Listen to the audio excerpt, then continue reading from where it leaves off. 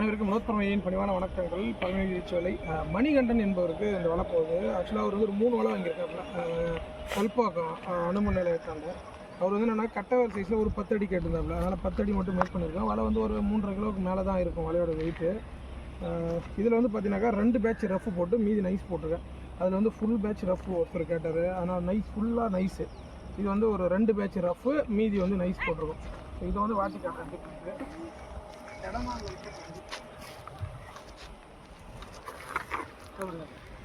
அப்படியே அழகாக விழும், கச்சிதமாக இருக்கும். இதில் வந்து கொண்டையாண்டை என்ன அப்படின்னா, கொண்டையாண்டை வந்து நான் ஒரு கொஞ்சம் ரஃபு போட்டிருக்கேன். கொண்டையாண்டை ஏன் கொண்டையாண்டை உடையில அப்படின்னா, கையில் வந்து பிடிக்கும்போது நைஸ் வந்து கொஞ்சம் இழுக்கிற இடத்துல மாட்டி அறுக்குது அப்படின்வாங்க. அதனால் கொண்டையாண்டை வந்து நான் வந்து கொஞ்சம் ரஃபு போட்டிருக்கேன். இதில் பாருங்கள் எப்படி இருக்குது. கீழே பூரா வந்து 32 mm திக்னஸில் ரஃப்பு. இதில் வந்து 10 கிலோ மீன் கூட வந்து கீழே வச்சு நிறுத்தலாம். அது அழகாக இருக்கும், கச்சிதமாக இருக்கும். அப்படியே நடந்து விசிறிக்கிட்டே அப்படியே போகலாம். அவர் நண்பர் வந்து விசிறி காட்ட சொன்னாப்புல. ஒரு இடம் இல்லை நமக்கு வந்து இது ஒரு வயலுக்கு எட்டு வந்துடும்.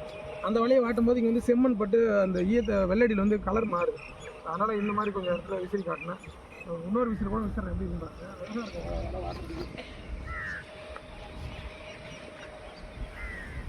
கரெக்டாக 10 அடி பிகினர்ஸ்லாம் விசிறலாம். ரேட்டு வந்து பார்த்தீங்கன்னாக்கா முன்ன பொண்ணு தான் இருக்கும். ஒரு 4300 4500 அது மாதிரி தான் கொடுக்க முடியும். ஏன்னா வலை வந்து வேலைப்பாடு ஜாஸ்தியாக இருக்கும். பெரிய வலைக்கு போடுற வேலைப்பாடு தான்.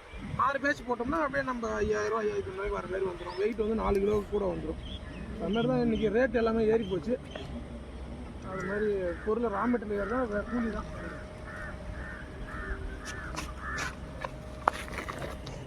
சூப்பராக விடும் வலை. வாழ்க யோகம், யோகம் விளக்கம். அடுத்த பதிவில் கண்டிப்பாக சந்திக்கிறேன். நன்றி.